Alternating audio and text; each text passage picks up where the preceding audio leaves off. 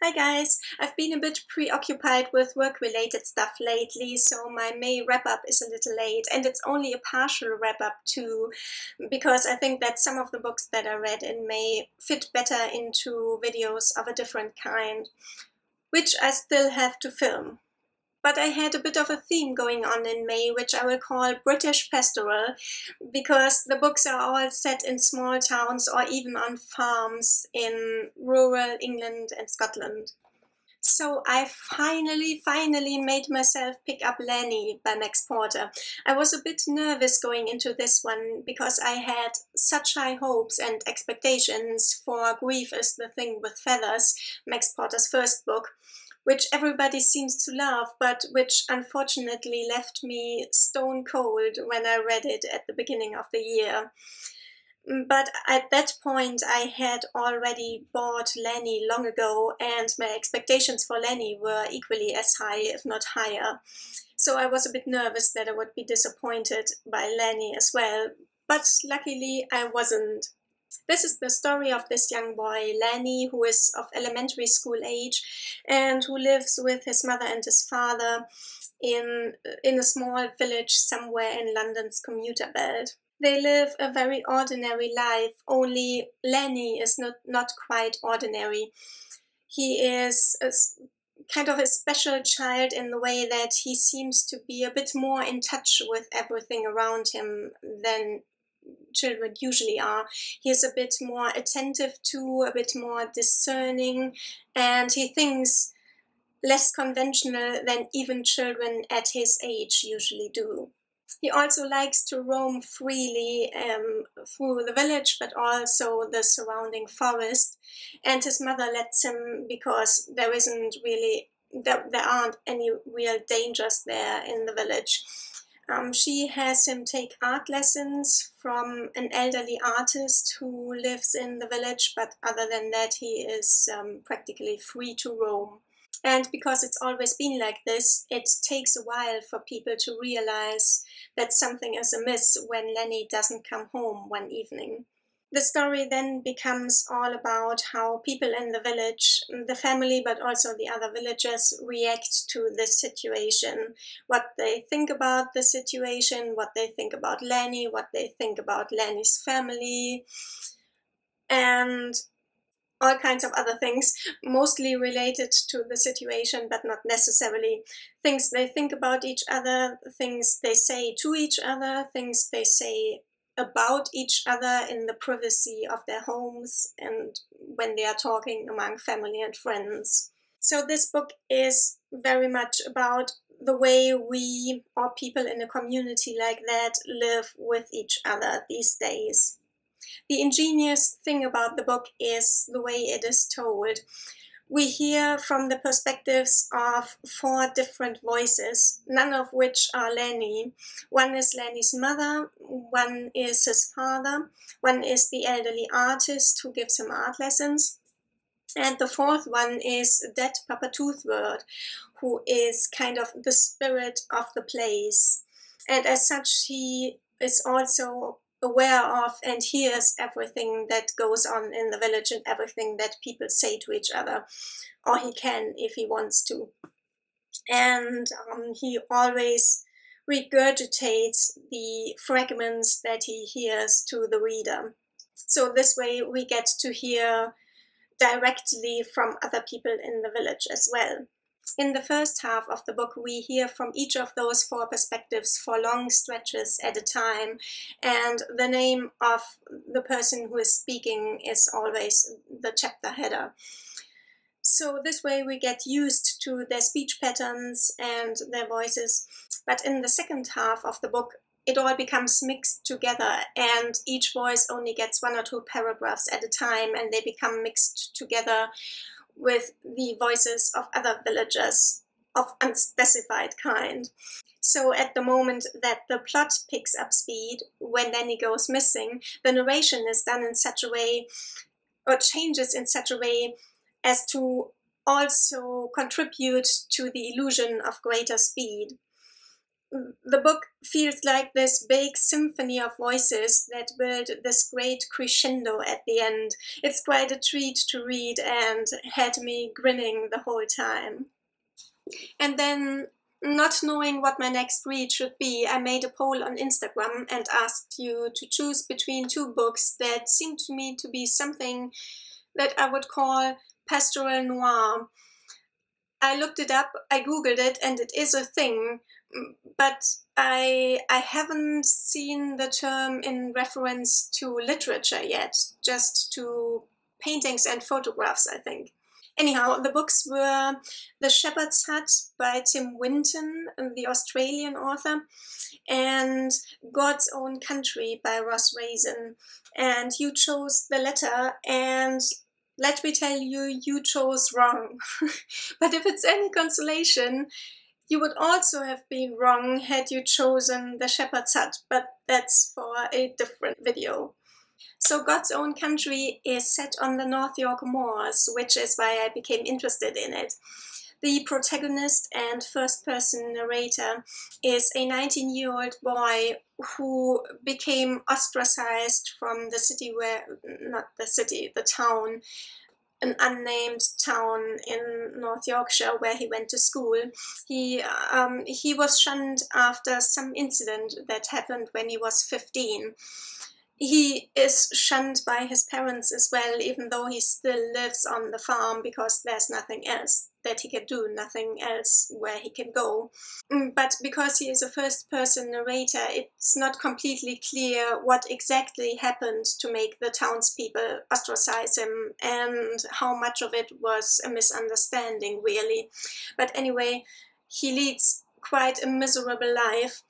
And so it is a great source of excitement for him when he gets new neighbors in the neighboring farm. The neighbors aren't farmers, they are city people who have just bought this farmhouse to live some romantic escapee dream. And they have a young daughter, a 15-year-old daughter. The daughter is a bit of a rebel and she is quite unhappy with the whole moving situation. So she feels drawn to the mysterious neighbor who also doesn't have anything to do with the people in town who she thinks are quite stupid and the school is stupid, etc. So the two of them become friends of a sort. And one day the girl suggests that they run away across the moors. And the blurb then promises that the story takes a turn for the sinister and gets darker and darker in some twisty, unexpected way. The thing is, the way the story is told and the character is set up, there was no twist at all. The supposed twist you could see coming from miles and miles away, like you would see somebody coming across the moors, I guess. So the plot didn't really work for me, and neither did the character voice, I'm afraid. Like I said, it's a first-person narrator, and the author has the narrator talk in a very authentic way. It's not so much a phonetic rendition of the Yorkshire accent, it's more the grammar of a very undereducated farmer's boy from Yorkshire. And that, I think, would have worked in either a short story or maybe a novella, but not so much in a full-length novel. It grates on you, and it gets so frustrating after a while. And I also have to say, it almost felt a bit elitist, the way this obviously highly educated author wrote about those uneducated farmers on the moors and their psychopathic ways. On the other hand, some pretty fucked up shit happens in those small towns, so I can't entirely fault him for that. But all in all, it was nothing surprising. It felt a bit bloated, a bit repetitive, and too much sheep farming stuff thrown in, which wasn't really necessary for the characterization. Could have been done in a much more condensed fashion. And yeah, the character voice, just too much for a book of over 250 pages. So, would not recommend. But then, The Return of John McNabb by Andrew Greig, who wrote one of my favorite non-fiction books, which is called At the Loch of the Green Corrie. And so I've been curious about his fiction for some time now, and this is the first of his novels that I picked up. This is a retelling of John McNabb by John Buchan. The John McNabb story is that this poacher, John McNabb, bets that he can poach a salmon, a grouse, and a deer from 3 Highland estates and return them afterwards. This story is set in contemporary Scotland, which in this case means the early 1990s. So here, 3 friends, 3 Scottish men, decide to return John McNabb to life, and they make a newspaper announcement of this same wager under the alias John McNabb. An announcement in a local newspaper in Aviemore in the Cairngorms. And by doing so, they cause quite a stir among the local authorities and the estate owners and managers. They do this to raise awareness for the topic of land ownership and the question of the legitimacy of these huge hunting estates, which are all too often also in the hands of foreigners. And they are those huge areas of land that get fenced off from the public and from public use for large portions of the year for hunting and all kinds of management, land management. And not to mention that they are also quite questionable from an ecological standpoint. Since this book was published in 1994, some things have actually changed. And for example, the Scottish Outdoor Access Code of 2003 grants everybody access to all land with very few exceptions. However, the resources are still in the hands of the estate owners, and poaching is still poaching, so not all has changed. This book was great fun, and all 3 McNabbs are extremely lovable, and the main character, the person from whose perspective the book is mainly told, is the youngest of the 3 McNabbs, and I identified with him to a very large degree when it came to his attitude towards authority, but most of all his struggle and this dilemma that he thought it was time for him to grow up, yet on the other hand, he refuses to become just another cog in the machine. So there's this one quote that sums his character up very well. It says he was trying to find a way of growing up without giving in. The only thing that I didn't like about this book was the female lead. And not so much herself. She is actually a very complicated character and quite a sympathetic character as well. But at the same time, she is also a total manic pixie dream girl of the grown-up kind. She is more or less the wet dream of a 40-year-old boy. It made me feel quite icky sometimes to read about her. I didn't like that at all. And it's a bloody shame because it could have been brilliant.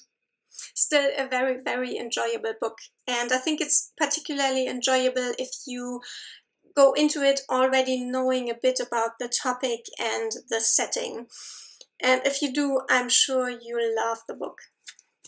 And the last book that I want to talk about today is another romance by Harper because I'm still not through them.